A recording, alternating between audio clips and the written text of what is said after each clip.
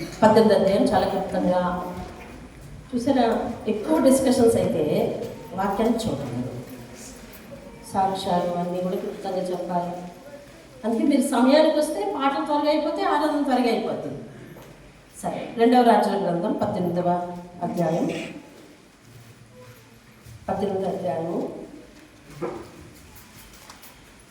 7వ వచనాన్ని నేను చదువుతున్నాను. కావున యెహోవా అతనికి తోడుగా ఉండెను, తాను వెళ్ళిన చోటనెల్లా అతడు జయము పొందెను. దేవుని స్తోత్రం కలుగును గాక. హల్లెలూయా, హల్లెలూయా. 2 చేతుల పైకెత్తి దేవునికి స్తోత్రం చెప్పండి. పరిశుద్ధుడైన దేవుడి వాక్యం చేత నేను దీవించును గాక. నూతన సంవత్సరంలో నూతనమైన ఆత్మీయత ఇచ్చును గాక. మన హృదయాన్ని మార్పిడి చేయును గాక. సంతోషకరమైన ఆయన దీవెనతో నింపును గాక. ఆమేన్, ఆమేన్. దేవుని వాక్యం చదివాము. కావున యెహోవా అతనికి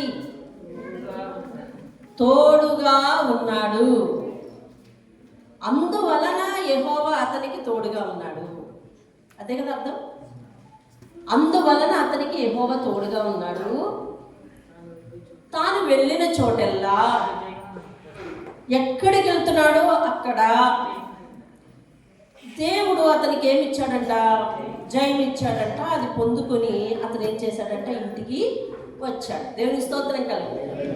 ఇతను ఎవరు అంటే హిజ్కియా. ఇతను ఎవరు? 2వ వచనంలో ఉంది చూడండి. 1వ వచనం 3వ లైను. ఆహాజు కుమారుడు అయిన హిజ్కియా ఏలనారంభించెను. ఓకేనా? ఏలనారంభించెను. అతడు ఏం చేశాడంట? 5వ వచనాన్ని చదవండి మీరే.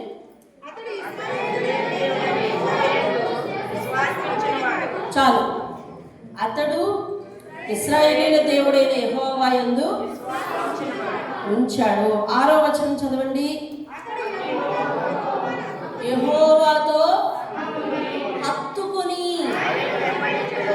ఆయనను వెంబడించుటలో వెనుక తీయగా ఆయన మోషేకు ఆజ్ఞాపించిన ఆజ్ఞలన్నిటినీ, కావున యెహోవా అతనికి తోడుగా ఉంది. క్లారిటీ వచ్చిందా? దేవుడు మనిషికి తోడుగా ఉండాలి అంటే మనిషి చేయాల్సిన పనులు కొన్ని ఉన్నాయి. అది ఏమిటి అంటే, మొట్టమొదట విశ్వాసం ఉంచాలి దేవుని దగ్గర.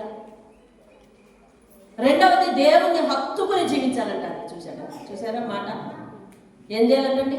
హత్తుకుని జీవించాలంట. హత్తుకుని జీవించాలి. దేవుణ్ణి హత్తుకుని జీవించడం అంటే ఏంటో తెలిసిన? దేవుణ్ణి అంత మిన్నగా ప్రేమించాలండి. మిన్నగా ప్రేమించాలి. మీరు ఒప్పుకున్నా ఒప్పుకోకపోయినా మనకు మిగిలిన సమయాన్ని దేవునికి ఇస్తున్నాం కదా. ఇందాక సంభాషణకి ఇంకొక మాట ఏంటంటే, మనకు మిగిలిన దాంట్లో దేవునికి ఇస్తున్నాం. మిగిలిన సమయాన్ని దేవునికి ఇస్తున్నాం, మిగిలిన దాంట్లో దేవునికి ఇస్తున్నాం. మిగిలిన బలము దేవునికి ఇస్తున్నాం. డ్యూటీ నుంచి వచ్చాం, ఓపిక ఉంది, అయితే వెళ్దాం. డ్యూటీ నుంచి వచ్చాం, ఓపిక లేదు, అయితే వద్దు. బలం మిగిలితే ఇస్తున్నాం. ఈయన ఏం చేస్తున్నాడు తెలుసా? హత్తుకొని, అసలు ముందు నువ్వే నా మనసుకు కావాలి. హృదయానికి హత్తుకునే విషయాలు ఎలా ఉంటాయి? హృదయం నిండా నిండి ఉంటాయి. ఆ హృదయంలో నిండి ఉన్న దానిని బట్టి జీవించాలని అనిపిస్తుంది. ఒకవేళ హృదయంలో నిండి ఉన్న వారు వ్యక్తులు అనుకోండి, వాళ్ళ కొరకు జీవించాలని అనిపిస్తుంది. ఈరోజు మన పిల్లలు మన గుండె నిండా ఉంటారు. అవునా? అవునా? చెప్పండి. గుండె నిండా ఉంటారు. ఉన్నారా మీకు? మీరు మాట్లాడే నెమ్మది కూర్చున్నారు ఎందుకు? మీ పిల్లలు మీ గుండె నిండా ఉన్నారా లేదా? వాళ్ళని తలుచుకున్నప్పుడు నేను ఇంకొన్నాళ్ళు వీళ్ళ కోసం బ్రతుకుంటాను అనిపిస్తుందా లేదా?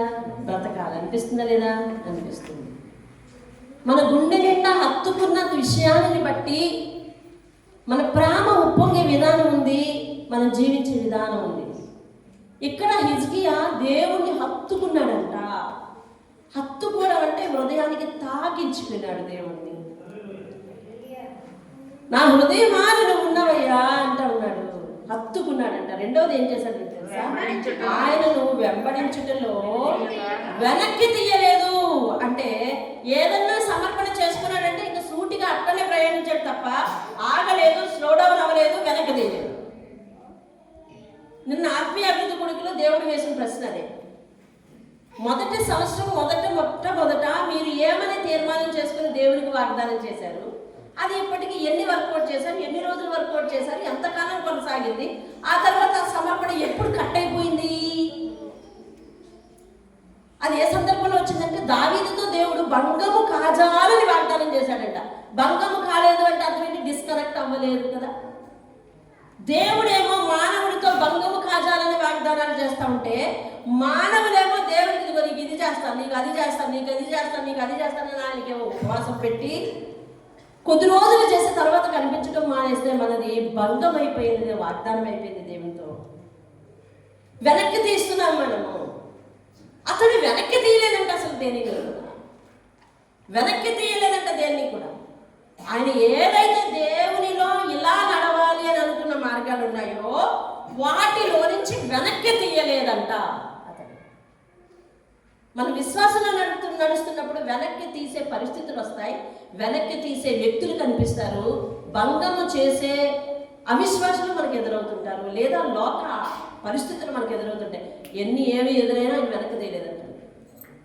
మొదట యెహోవా యందు విశ్వాసం ఉంచాడు, రెండవది హత్తుకున్నాడు, మూడవది వెనక్కి తీయలేదు, నాలుగవది ఏంటంటే ఇవన్నీ చేస్తున్నాను కదా అనుకోలేదు.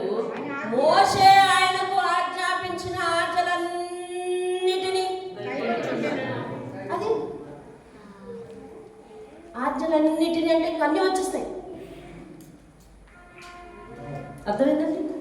దేవుడు ఆజ్ఞ ఎందుకు ఇచ్చాడు, నువ్వు ఇలా చెయ్యాలి అని ఆజ్ఞ ఎందుకు ఇచ్చాడు? ఆజ్ఞ మనకి దీపం, ఆశీర్వాదం. దేవుని స్తోత్రం కాదు, ఆజ్ఞ మనకి దీపం, ఆశీర్వాదం. ఇప్పుడైతే పెద్ద పెద్ద లైట్లు వచ్చేసాయి, టార్చ్ లైట్లు వచ్చేసి ఇక్కడ నుంచి అక్కడికి ఫోకస్ కొట్టేస్తున్నాం. అంతకుముందు అలా కాదు, హారికేన్ దీపాలు ఇంత ఉండేవి. వాటిల్లోనే పొలాల్లోంచి నడుచుకుని వెళ్ళవలసి వచ్చేది. చీకట్లో ఒక చోట నుంచి ఇంకో చోటుకి వెళ్ళాలంటే అట్లనే నడుచుకుని వచ్చేది. ఆ దీపం ఎలా వేసేవారండి? ఇలా వేసేవారు కాదు, పాదాలకు వేసుకుంటూ నడుచుకుని వెళ్ళేవారు. అందుకని దావీదు అంటున్నాడు, కరెక్ట్గా నా పాదాలు ఎలాగ నడవాలో, ఎలాగ అడుగేయాలో, ఎలాగ చేయాలో నేను సరిగ్గా నడవాలి, సరిగ్గా ఉండాలి, పడిపోకుండా తొట్టెళ్ళకుండా నడవాలి అని అంటే నీ వాక్యపు వెలుగు నాకు కావాలి, నీ వాక్యము నా పాదాలకు దీపము, నా త్రోవకు వెలుగు, నేను పడను అంటున్నాడు. దేవుని స్తోత్రం కదా. మీ ఇంట్లో ఏ మూల ఏ వస్తువు ఉంది, ఎక్కడ ఏ గడప ఉంది, ఎక్కడ ఏ కిటికీ ఉంది, అన్నీ మీకు తెలుసు కదా, తెలుసా? అయితే కరెంటు పోయిన తర్వాత గుమ్మం మొదటి నుంచి చివరి వరకు అక్కడ ఫాస్ట్గా వెళ్ళిపో, వెళ్ళగలవా? అరే ఎప్పుడు అలవాటైతోనే కదా, ఎప్పుడు అలవాటైతోనే, ఎందుకు వెళ్ళలేవు? అంతే. రెండో స్టెప్ వేసేసరికి జబ్బు వచ్చేస్తుంది నీకు. జీవితం బాగా పరిచయం త్రోవేలాగా అనిపించవచ్చు. ఎక్కడ ఏ మూల ఉందో, ఎక్కడ ఏ స్థితి ఉందో నాకు అన్నీ తెలుసు. ఏ పని ఎలా చేయించుకోవాలో, ఎవరితో ఎలా మాట్లాడాలో అన్నీ నాకు బాగా తెలుసు. ఎక్కడ నడిపేటట్టు అక్కడ మాట్లాడి నా పనులు నేను చేయించుకోగలను, తెలివితేటలు నాకు ఉన్నాయని నాకు తెలుసు. కానీ దేవుని వాక్యపు వెలుగు లేకపోతే ఆ జీవితం తొణికిసలాటగా జరుగుతుంది తప్ప ధైర్యంగా నడవదు. దేవుని వాక్యము మన జీవితానికి వెలుగు. ఆ వెలుగులో నడిచిన వాడు తొట్టిల్ల పడడు. దేవుని వాక్యం ఎవరికి కావాలి? బలహీనుడికా, పనికిరాని వాడికా, చేతగాని వాడికా కాదు. జీవితంలో నడవాలి, జీవితాన్ని గడుపుకోవాలనే ప్రతి వ్యక్తికి దేవుని వాక్యం కావాలి. ఆయన ఆజ్ఞ దీపమై ఉండాలి, ఆయన ఆజ్ఞ నీకు ఆశీర్వాదం ఇవ్వాలి. ఆ దీపపు వెలుగులో ఆ ఆశీర్వాదాలు పుచ్చుకొని నువ్వు నడవాలి. దేవుని స్తోత్రం కలుగుతుంది. ఇంతకు మించి వేరే ఆబ్లిగేషన్ తెచ్చావా, దేవుని వాక్యం ఉండదు, నిలబడదు. నేనైనా నువ్వే లేదండి. దేవుని మాట పాటించకపోతే ఎందుకు బ్రతకలని అలా బ్రతుకుతున్న వాడిని ఎంతమందిని చూపించమంటారు చెప్పు? నువ్వే, నేనే చూపిస్తాను. అలాంటి దేవుని మాట లేకుండా, దేవుని ఆలోచన లేకుండా, దేవుని నమ్మకుండా దర్జాగా బ్రతికే వాళ్ళని చాలా మందిని చూపిస్తాను. కానీ దేవుడు నీకెందుకు కావాలి, మనకెందుకు కావాలి? దేవుడు లేకుండా వాడు దర్జాగా బతుకుతున్నప్పుడు మనం కూడా బ్రతకచ్చు కదా అన్ను అంటామేమో. కానీ దేవుడు నీకు చేసింది ఏమిటో తెలుసా? ఆజ్ఞల కట్టుబాటులో నేను నడవమంటున్నాడు. దేవుని స్తోత్రం. ఎలాగట? ఆజ్ఞలు తీయండి అమ్మా, పాపం తీయండి, కొట్టేసారి తీయండి, అలాగే తీయవచ్చు. ఆజ్ఞల కట్టుబాటులో నడవమంటున్నాడు. ఎందుకంటే నువ్వు కుడికి కానీ ఎడమకి కానీ తొట్టెళ్ళకుండా ఉండాలి అని అంటే నా ఆజ్ఞల కట్టుబాటులో నడవాలి. దేవుని స్తోత్రం. మాట వినండి, మాట వినండి. బయట వాళ్ళు దేవుని ఆజ్ఞ లేకుండా దర్జాగా బ్రతుకుతున్నారు లేదా? సమృద్ధితో బ్రతుకుతున్నారు లేదా?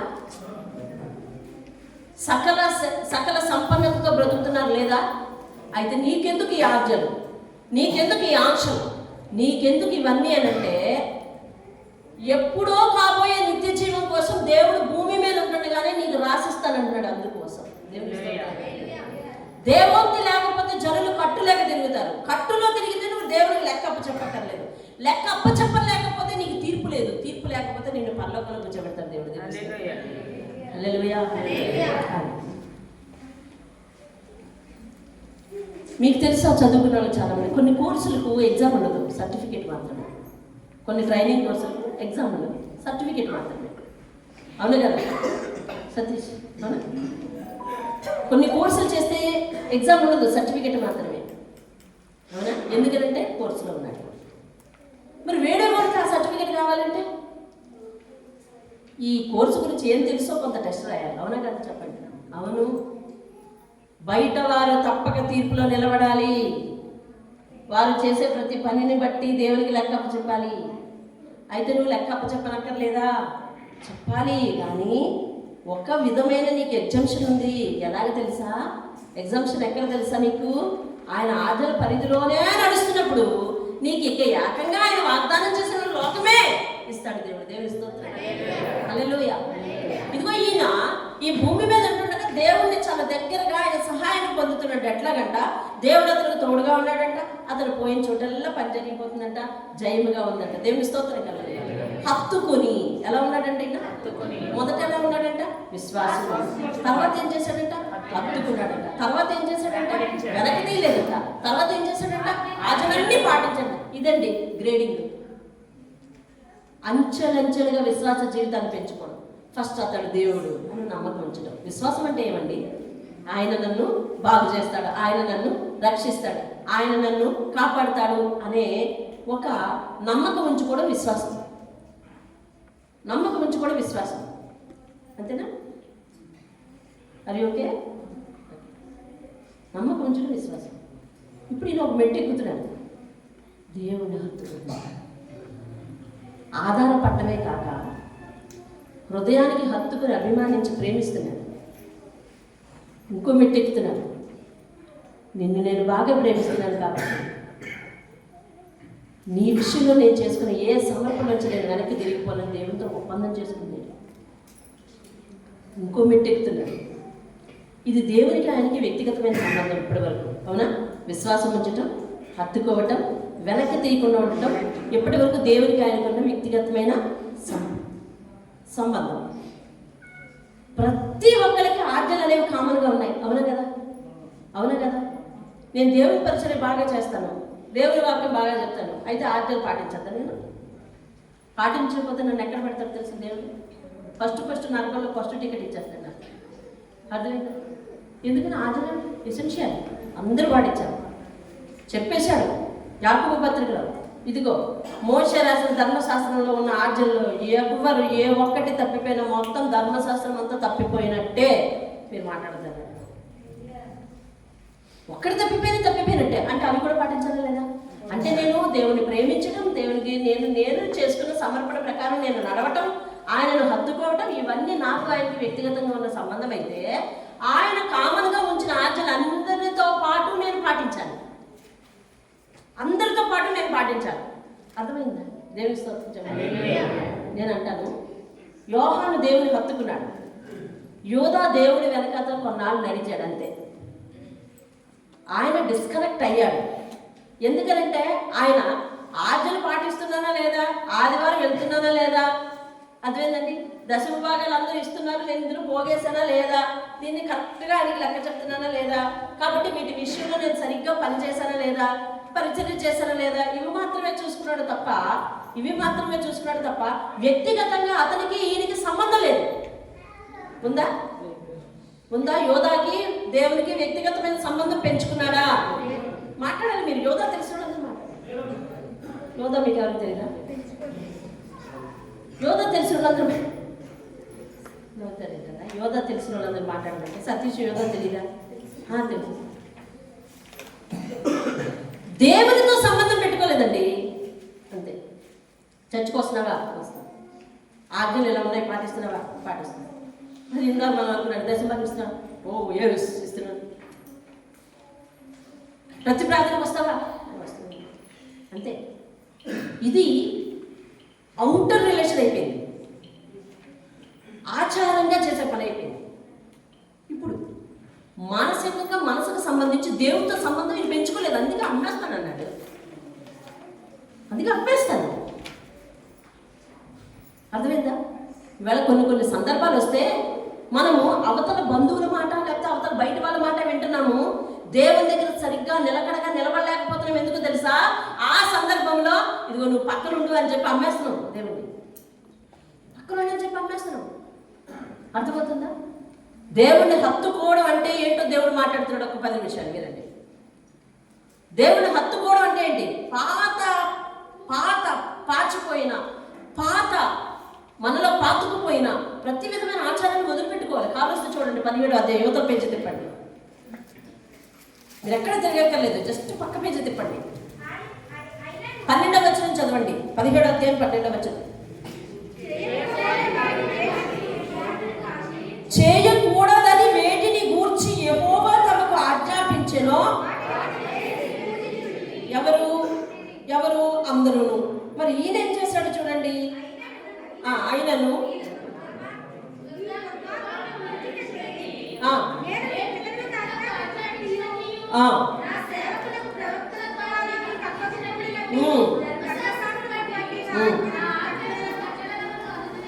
అనుసరించుడని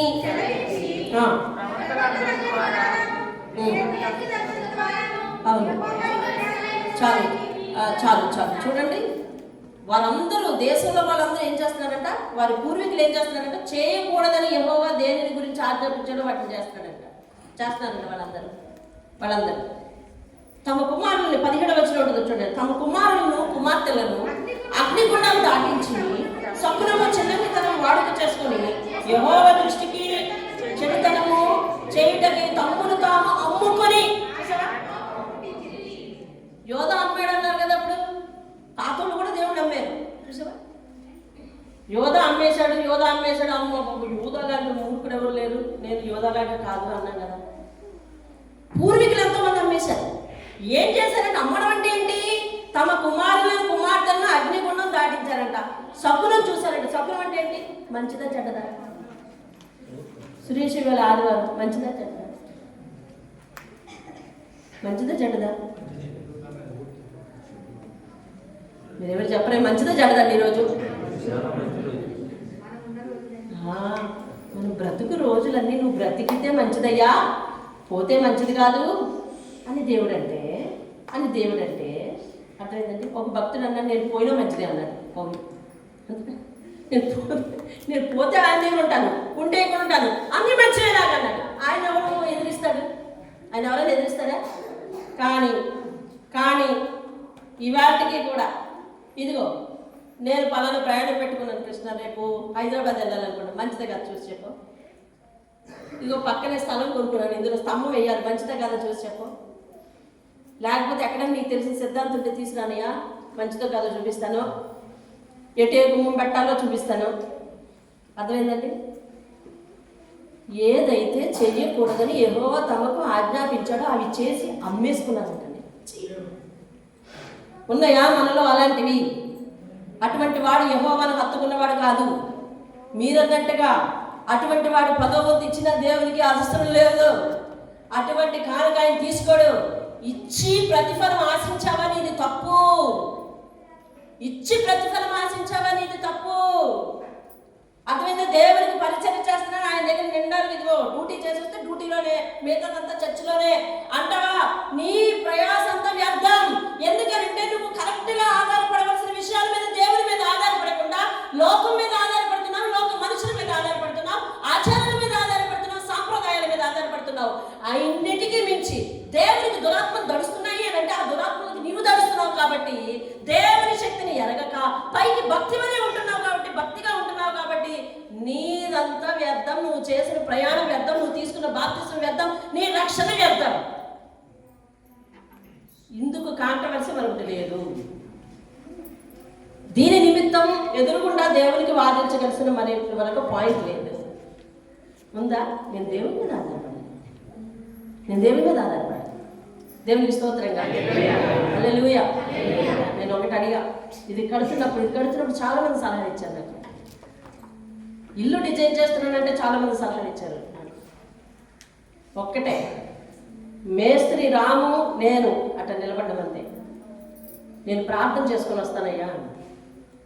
నేను ఎప్పుడు ప్రార్థన చేసేదనయ్యా, నాకు ఇవ్వగ ఇల్లు ఇస్తున్నాము. అది ఎలా ఉండాలంటే బాగా అద్భుతంగా ఉండక్కర్లేదు, కానీ నా ఇల్లు నా హృదయం చూసినప్పుడు సంతృప్తిగా ఉంటే చాలు. ఎందుకంటే నన్ను చూసినప్పుడు నీకు సంతృప్తిగా ఉండాలి, నువ్వు ఇచ్చింది చూసినప్పుడు నేను సంతృప్తిగా ఉండాలి అని అనుకుంటుంటే అనే ప్రార్థన చేస్తున్నాను. ఎప్పుడు పిలుస్తాడా, ఎప్పుడా అని. ఎప్పుడు ఎన్నిసార్లు నేను తీసుకుని ట్రై చేయలేదు. ఒకసారి తను చాలాసార్లు ట్రై చేసాము, ఆపేసాము. ఇదిలా కదరా నువ్వు ప్రార్థన చేసుకోవాలన్నావు అని చెప్పాను. ఒకనొక రోజు అమ్మాయి వేళ నాకు ఖాళీ వచ్చామన్నాడు. అయ్యి బాబోయ్, మనసులో అనుకున్నాను, బాబోయ్ ఇంత అర్జెంటుగా గీసిస్తే ఎలాగొచ్చేస్తుందో ఇల్లు అని అనుకున్నాను. సరే, ఇక్కడికి వచ్చి ప్రార్థన చేసి బలిపెట్టం ఇక్కడ రావాలి ప్రభువా, మొట్టమొదట నీ బలిపెట్టాన్ని గీస్తాం. దానిని బట్టి ముందు నీ నివాసానికి డిజైన్ అయిపోయాక తర్వాత నిన్ను అనుసరించి నాకు అని ప్రార్థన చేసుకుని వెళ్ళాం, గీసుకున్నాం. చెప్పండి, మీ కన్నులకి ఎలా ఉన్నది?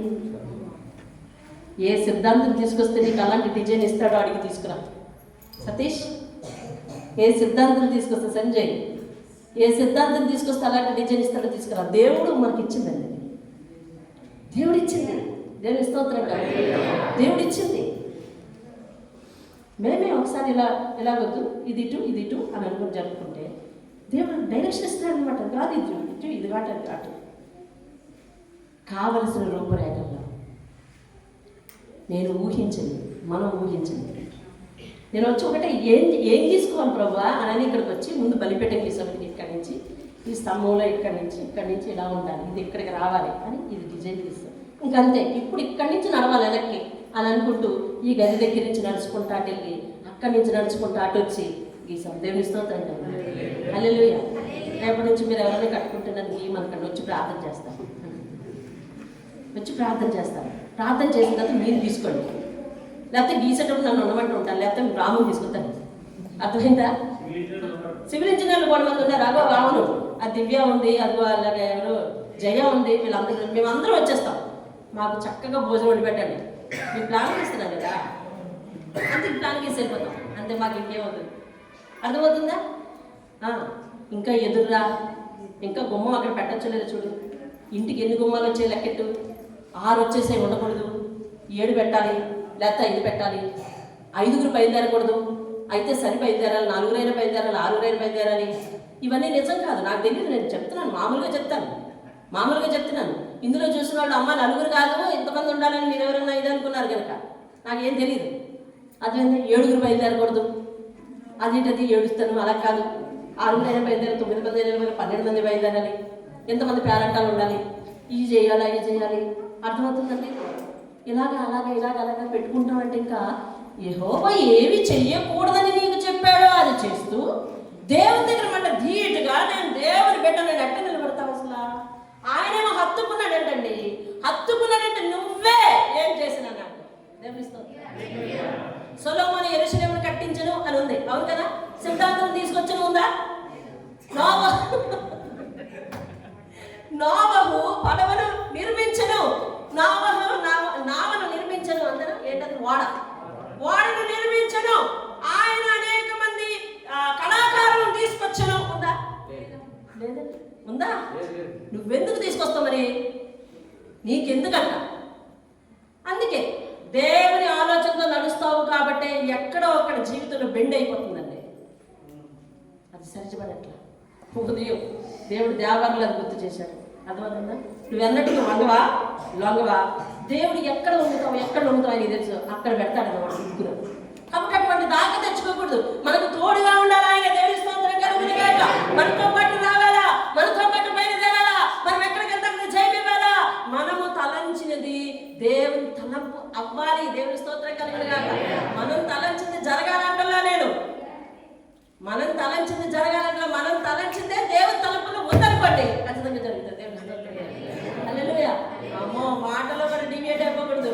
మనం తలంచిందే జరగాలేనంటే నేను ఏది కోరుకున్నానో అదే ఇవ్వాలనేది అర్థం. మరి నేను ఏది కోరుకుంటే అది ఇస్తే దేవుని ఇష్టం ఏముంది? ఇప్పుడు మా మనవరాలు ఏదేదో అడుగుతుంది, అలా చాకు తీస్తానంటుంది, ఇచ్చినా? ఏది కోరుకుంటే అది ఇచ్చినా? అలా కాదు కదా, ఏది మంచో అది ఇవ్వాలి. అది మన ఇష్టానికి వదిలిపెట్టాలి.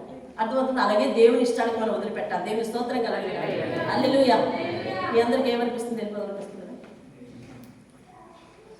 తోడుగా ఉన్నాడంట. ఎలా ఉన్నాడు? ఎలా ఉన్నాడు? ఇంకేం చేస్తున్నాడంట? చోటల్లా జయము అనుగ్రహిస్తున్నాడు. దేవుని స్తోత్రం. హత్తుకొని అంటే ఏంటి హత్తుకున్నాడు ప్రభా అని అడిగితే 17వ అధ్యాయంలో వీళ్ళందరినీ చూపిస్తున్నాడు. ఇదిగో వీళ్ళ ఆచారాలు ఎలా ఉన్నాయి, వీళ్ళ పరిస్థితులు ఎలా ఉన్నాయి, వీళ్ళు ఇలాంటి శకునాలు చూస్తారు, అగ్నిగుండాలు దాటిస్తారు వాళ్ళ పిల్లల్ని. ఇదిగో దేవుడు వద్దన్న ప్రతి పనిని చేస్తారు. కాబట్టి వీటన్నిటినీ హిజ్కియా విసర్జించి దేవుడు మాత్రమే హత్తుకున్నాడు అని చెప్తున్నాడు. దేవుని స్తోత్రం హల్లెలూయా.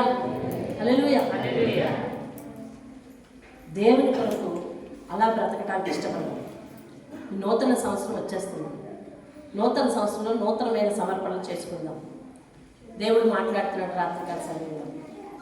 దేవుడు మాట్లాడుతున్నాడు రాత్రికాల సమయంలో. ఆ ప్రార్థనలో మాట్లాడాడు ఏమనంటే, మనము ఒక దగ్గరికి పనిలోకి వెళ్ళామంటే ఒక వారం రోజులు పని చేసాం, వారం రోజులు పనికి కుదిరాము, అందులో 4 రోజులు మానేసాం. ఎన్ని రోజులు కూలి వస్తుంది సంజయ్? 3 రోజులు కూలే వస్తుంది. మిగతా 4 రోజులు కాబట్టి నాగా లేకుండా పనిచేస్తే, నాగా అంటే ఏంటి? బాకీ పొదుగు లేకుండా పనిచేస్తే ఫుల్ జీతం వస్తుంది, అంతేనా? తప్పిపోయిన ప్రతిసారి కూడా జీతం పోతుంది. అవునా కదా చెప్పండి? తప్పిపోయిన ప్రతిసారి కూడా జీతం పోతుంది. దేవుని దగ్గరికి మనం రావడం, ఆయన సన్నిధిలో కూర్చోవడం, ఆయన మనకిచ్చే కోటా తీసుకొని వెళ్ళడం, అది అర్థం. కాబట్టి నీకు ఆహారానికి నాగాలేదు, ఆహారం తీసుకోవడానికి నాగాలేదంట, టాబ్లెట్లు వేసుకోవడానికి నాగాలేదంట, శ్వాస తీసుకోవడానికి నాగాలేదంట, పనులు చేసుకోవడానికి నాగాలేదంట, డ్యూటీలకు వెళ్ళడానికి నాగాలేదంట. అమ్మో డ్యూటీలకి నేను మానేస్తే నా శాలరీ కట్ అయిపోతుంది అంటున్నాను. అర్థమైందా? శాలరీ కట్ అయిపోతుంది అని అంటున్నాం. అన్నిటికీ కట్టింగులు చూసుకొని శ్రద్ధగా పనిచేస్తున్నావే. ఆకలికి నాగబెట్టట్లేదు. ఒకవేళ ఉదయం ఎప్పుడైనా మానేస్తే రాత్రికి అయ్యేసరికి, సాయంత్రం అయ్యేసరికి నేను మధ్యాహ్నం అన్నం తినలేదు, సాయంత్రం 6 గంటలకు పెట్టివా అనుకోలేదా? మధ్యాహ్నం అన్నం తినలేదు. అప్పటి వరకు వంట దగ్గరికి కూడా రారు మగవాళ్ళు కొంతమంది, అవునా? అప్పుడు మాత్రం ఇదిగో నేను మధ్యాహ్నం వెళ్ళాను, బయటికి వెళ్ళాను, మధ్యాహ్నం వెళ్ళాను, సాయంత్రం 6 గంటలకు నాకు పెట్టే అంటారు లేదా? మీకే కదా ఆకలి అందరికీ సమానం, నాకు కూడా అంతే. మధ్యాహ్నం తినకపోతే సాయంత్రం త్వరగా ఆకలి వేస్తుంది. ఉదయం ప్రార్థన చేయకపోతే ఎప్పుడైనా మనసులో తొందర పెట్టిందా? ప్రార్థనా జీవితంలో నాగాలు ఉంటే తొందర పెట్టిందా? ఎన్ని నాగాలు మందిరానికి రావడానికి, ఎన్ని నాగాలు ఆదివారాలు మానేయడానికి, ఎన్ని రోజులు ప్రార్థన మానేయడానికి. దావీదు 7 మార్లు, దినములకు 7 మార్లు ప్రార్థన చేశాడంటే ఆయన మహారాజు అయి ఉండే. దానియేలు చేశాడు 3 మార్లు చేశాడు. మరి ఆయన లెక్క ఏంటో, 3 పూట్ల తింటున్నాను కాబట్టి 3 పూట్ల లెక్కేమో ఏమో నాకు తెలియదు. దావీదు చేశాడు 7 మార్లు.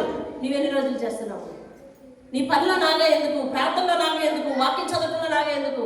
కొంతమంది ఇళ్లకు ఆడవాళ్ళు నేను చెప్పలేను. దేవుడు మాట్లాడటమే నేను, నాకు తప్పదు. మీరేమనుకున్నా అర్థమైందండి? ఇదిగో ఈ బైబిల్ తీసుకెళ్ళి ఇంకంతే అక్కడ పెట్టడము, ఇంకా మళ్ళీ వచ్చేటప్పుడు తీసుకురావడం. అలా అయితే కనుక మన జీవితంలో ఆయన ఇచ్చే బహుమానాలు ఏవి, ఆయన నడిపింపేది, ఆయన హత్తుకునే పరిస్థితులు ఏవి? మీలో కనీసం రోజుకు ఒక్క అధ్యాయమైనా చదువుతాను అన్నవారు చేతులు ఎత్తండి. మాత్రం తప్ప రోజుకు ఒక్క అధ్యాయమైనా చదువుతాను, ఇంకా అంతకంటే ఎక్కువ చదువుతారు. కనీసం నేను లిమిట్ చెప్పాను, ఒక్కటైనా. మిగతా వాళ్ళ పరిస్థితి అలా ఉండదు. 2026 నుంచి మారాలి. అదేంటండి? నాగా లేకుండా ట్యాబ్లెట్లు ఎలా వేసుకుంటున్నామో, నాగా లేకుండా పనులకి ఎలాగెళ్తున్నామో, డ్యూటీలకి ఎలాగెళ్తున్నామో, నాగా లేకుండా క్లాసులకి ఎలాగెళ్తున్నామో, అటెండెన్స్ పర్సంటేజ్ తగ్గిపోతే ఎగ్జామ్ కూర్చోబెడతారా పాప? కూర్చోబెట్టరు. ఎందుకని అటెండెన్స్ పర్సంటేజ్ ఎంత ఉండాలి. పరలోకానికి ఏ ఆంక్షలు లేవంటారా? భక్తి జీవితానికి ఏ ఆంక్షలు లేవంటారా? వాటిని పాటించక్కర్లేదంటారా? పూర్తి జీవితం దేవుడు ఎలా ఇస్తాడనుకుంటున్నారు? దేవుడి ఇచ్చే ఆశీర్వాదాలు ఎలా అనుభవిద్దాం అనుకుంటున్నారు? దేవుని ఆశీర్వాదాలు మనం చేసే పనికి ఇస్తే అది ఎంతో ధన్యకరమైనవి. ఎందుకనంటే దేవుడు ఇక్కడ ఉంటుండగానే నా ఆచరణ ప్రకారం నడుచుకుంటే నీకు జీతం ఇస్తాను మరియు నిత్య జీవం ఇస్తానని కూడా ఇక్కడే వాగ్దానం చేసి నీకు రాసి ఇచ్చేస్తానంటాడు. దేవుని స్తోత్రం. హల్లెలూయా. అది ఈ 2026 నుంచి ఎప్పటి వరకు మీరందరూ ఏ సంవత్సరాల్లో దేవుని నమ్ముకున్నారో అక్కడి నుంచి ఎప్పటి వరకు 2025 వరకు లెక్కేసుకోండి. ఇంకా ఒకటే ఆదివారం మిగిలింది. ఆదివారం మొత్తం మనం ఇలాంటి హెచ్చరికలు ఒక వారమే వింటారు. దేవుని వాక్యం ప్రతిదీ హెచ్చరికే. కానీ ఒక మాట వినండి, ఇదిగో ఇప్పటి వరకు నువ్వు ఏ సంవత్సరంలో దేవుని నమ్ముకున్నావో అక్కడి నుంచి ఇక్కడికి ఎన్ని సంవత్సరాలు అయినాయో. ఫర్ ఎగ్జాంపుల్ నాలాగా ఒక 30 సంవత్సరాలు అయినాయి అనుకోండి. 30 సంవత్సరాల్లో నువ్వు ఎలా బ్రతికావు? దేవుడు నాకు మేలు చేశాడు, దేవుడు నన్ను అభివృద్ధి చెందించాడు, దేవుడు నన్ను దీవించాడు, దేవుడు నన్ను ఉద్యోగస్తులను చేశాడు, దేవుడు నన్ను అలాగే ఉన్నతంగా ఇచ్చేశాడని దేవుడు నమ్మారు మేము ఇప్పటి వరకు. ఇక నుంచి అలా వద్దు. 2026 నుంచి ఇప్పటి వరకు నువ్వు నాకు చేస్తావు, ఇక నుంచి నేను నీకు చేస్తాను అన్నట్టుగా బ్రతకాలి. దేవునికి నా వంతు ఒక ఆత్మ నడిపిస్తాను. దేవునికి నా వంతు రోజు ప్రార్థన చేస్తాను, రోజు వాక్యం చదువుతాను, రోజు నీతో గడుపుతాను, రోజు నిన్ను హత్తుకుంటాను, రోజు నీ ఆచరణ పాటిస్తాను. నువ్వు వాక్యం ద్వారా ఏం మాట్లాడతావో అది నేను స్వయంగా వింటాను. దేవుని వాక్యం సేవకులు చెప్పడం ద్వారా ఏం మాట్లాడతావో అది కూడా వింటాను. అన్నీ విని నేను వెనక తీయకుండా నిన్ను అనుసరిస్తాను అనే తీర్మానం రండి. హల్లెలూయా. జీవితంలో ఏది దేవునికి ఆటంకంగా ఉందో అది వదిలిపెట్టేది. అర్థమవుతుందండి? కాలికి తాడు తగిలిపోయింది, ఈడ్చుకుంటూ అలా అడిగేదా ముందు చిక్కు తీసుకున్నా? చెప్పాలి, మీరు సలహా ఇవ్వండి. నా కాలికి తాడు తగిలిపోయింది, అలా ఈడ్చుకుంటూ నడిచినా చిక్కు తీసుకున్నా? దేవుని దగ్గరికి వెళ్ళడానికి ఏది ఆటంకం ఉందో దాన్ని వదిలిపెట్టుకోకపోతే వెనక్కి తిరిగి చిక్కులు నువ్వే పడతావు. లేదు కదా, దేవుడు మాట్లాడుతున్నప్పుడు శిరసావహించి వినడమే తప్పదు. దేవునికి స్తోత్రం కలుగునుగా. హల్లెలూయా. నా కాలికి దేవుని దగ్గరికి వెళ్లకుండా ఏది ఆటంకంగా ఉందో ఆ చిక్కు నేను విడిపించుకోకపోతే ఖచ్చితంగా అది నా నడకకు ఆటంకం. కాబట్టి అది కానీ ఒక్క లాగు లాగిందంటే తిరిగి వెళ్ళి ఆ ఉచ్చులను నేనే పడతాను. కాబట్టి ఉచ్చులు ఉన్నాయా తప్పించుకోండి. ఉచ్చులు వ్యక్తుల ద్వారా అవ్వచ్చు, లేకపోతే వ్యసనాల ద్వారా అవ్వచ్చు, లేకపోతే మరి ఏ విధమైన వ్యక్తిగత ఇంట్రెస్ట్లు అవ్వచ్చు, వ్యక్తిగతమైన ఆసక్తికరమైన సంగతులు అవ్వచ్చు. ఏవైనా కానీ నీ కాలికి ఉచ్చుగా ఉందంటే మనం తీసివేసుకో, లేకపోతే పడతావు. చేతికి తాడు తగిలింది అనుకోండి, చేతికి చిక్కు తగిలింది అనుకోండి, అది అంత పడినా అంత ప్రభావం కలిగదు. కానీ కాలికి మాత్రం పడితే మాత్రం దెబ్బ బాగా తగులుతుంది. కాబట్టి ముందు చేతలు మార్చండి. చేతల వల్ల కూడా ప్రమాదమే. ముందు నడకలు మార్చండి, ప్రవర్తన మార్చాలి. ఇది చేతలు, ఇది ప్రవర్తన, ఇది ప్రవర్తన, ఇది విశ్వాసం. ముందు ప్రవర్తన మార్చుకోకుండా విశ్వాసాన్ని మారుద్దామని అనుకోవద్దు. అర్థమవుతుందా? చేతికి చిక్కు తగిలినా మనం కంట్రోల్లో పెట్టుకోవచ్చు. అవునా? మాట్లాడండి, మీ అనుభవంతో చెప్పండి. చేతికి చిక్కు తగిలిందండి, నా చెయ్యి ఉండిపోయింది అందులోని, ఇప్పుడు నేను కంట్రోల్లో ఉండొచ్చు, నేను పడకుండా నేను జాగ్రత్త తీసుకెళ్ళి. అదే కాలికి పడితే ఖచ్చితంగా పడతాను. అర్థమవుతుందా? అంటే కాలనగా ఏమి నడక, ప్రవర్తన సరి చేసుకోవాలి ముందు. చేతులు అనగా ఏమి చేతలు, మనసును తర్వాత సరి చేసుకోవాలి. ముందు ప్రవర్తన సరి చేసుకోవాలి. అయితే మనసు సరికాదే, ప్రవర్తన సరికాదు. ఈ రెండు సైబెట్టేసి విడదయ్యరాని బంధం. కానీ ముందు కాలికి ఏదైతే ఆటంకం ఉందో, పెద్ద పెద్ద ఆటంకాలు, పెద్ద పెద్ద గుదిబండ మనకు కనిపిస్తుంటాయి కదండి, వాటిని తొలగించుకోకపోతే అదే ఉచ్చులో తిరిగి మళ్ళీ వెళ్ళి పడతాము. అక్కడి నుంచి మనల్ని ఆపగలగడానికి మళ్ళీ దేవుడు మన కోసం ఇంకోసారి భూమి మీదకు రక్తం కార్చడానికో నిన్ను విడిపించడానికో రాడు. మోకరించండి, హత్తుకుని ప్రార్థిద్దాం. మోకరించండి, మంచి తీర్మానం మీద ప్రార్థిద్దాం. దేవుని హత్తుకుని జీవిస్తానని చెప్తాం. లోకానికి సంబంధించిన ఏ సంగతి నాలో వద్దు అని చెప్తాం. లోకానికి సంబంధించిన ఏ ఆచారం నాకు వద్దని చెప్తాం.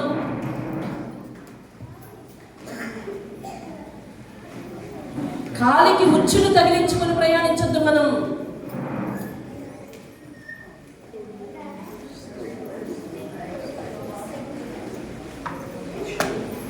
కాలికి ఉచ్చులు తగిలించుకుని ప్రయాణించొద్దు మనం.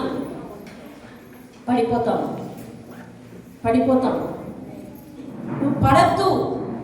స్ట్రైట్గా నడవాలి అంటే ఆ ఆజ్ఞను దీపంగా తీసుకోవాలి. దావీదు చెప్పినట్టు నీ ఆజ్ఞ నా పాదములకు దీపము, నా త్రోవకు వెలుగు. నేను అంతగా కదిలింపబడను, యెహోవా దగ్గర నిత్యము నిలిచి ఉందును. చిరకాలము ఆయన సన్నిధిలో నేను ఉంటాను. కృపాక్షేమము నా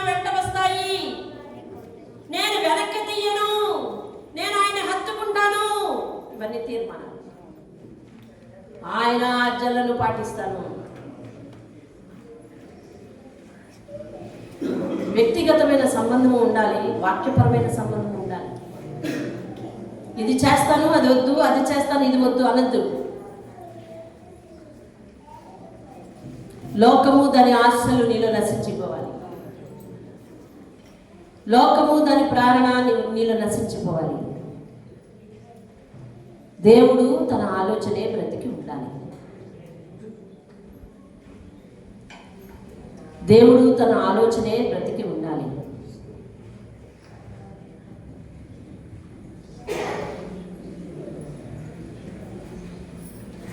దేవుని ఆలోచనే నువ్వు చేయాలి. దేవుని ఇష్టానికి నీ జీవితాన్ని అప్పగించాలి. ఇది దేవుడి పద్ధతి కాదు అని నీకు తెలుసు కదా. తెలిస్తే చేయకు. తెలిసి మనసును చంపుకొని చేసావా దేవుణ్ణి అమ్మినట్టని వాక్యం చెప్తుంది. ఇది దేవుని పద్ధతి కాదు అని తెలిసి అలాగే చేస్తే అది దేవుణ్ణి అమ్మినట్టు. తమ్మును తామే విగ్రహారాలకు లేకపోతే ఇతరులకు లేకపోతే ఆచారాలకు అమ్ముకున్నట్టు. నిన్ను నువ్వే అమ్మేసుకోకు, దేవుణ్ణి అమ్మేకు. ప్రార్థన. పరిశుద్ధుడానికి వందనాలు, నీ బంగారు పాదాలకు స్తోత్రాలు, కృపాసత్య సంపూర్ణ వందనాలు చెల్లిస్తున్నాను. నిన్ను హత్తుకుని జీవించటం అంటే నీ వాక్యాన్ని పాటించటం అని, నీవు ఏది వద్దన్నావో నీకు విరుద్ధమైన విషయాన్ని వదిలిపెట్టుకోవటం అని మాతో మాట్లాడు. వ్యక్తిగతమైన మానసిక సంబంధము, వాక్యానుసారమైన బంధము రెండూ ఉండాలని మాట్లాడాము. అట్టి మాటలు చెవిని పెట్టి నడవాలని తీర్మానం చేసుకున్న ప్రతి ఒక్కరిని దీవించి ఆశీర్వదించమని. కావున యెహోవా తోడుగా ఉన్నాడు, వెళ్ళిన చోటలా జయమిచ్చాడన్న సంగతిని గుర్తుపెట్టుకొని, అలాగే నాకు తోడుగా ఉండాలి, నేను వెళ్ళిన చోటలా జయం ఇవ్వాలనే సంగతిని మనసులో పెట్టుకుని, నిన్ను విశ్వసించి నిన్ను హత్తుకుని వెనక్కి తీయక దేవుడు మాకు వినిపించే ప్రతి ఆజ్ఞను శిరసా వహించి పాటించు మనస్సు ఈ నూతన సంవత్సరం మేమందరము పొందుకొను గాక అని దీవించు ప్రభువా. సహాయం చేసి నడిపించమని యేసు నామములో అడిగి వేడుకుంటున్నాం పరమ తండ్రి. ఆమేన్. అందరికీ దేవుని పేరు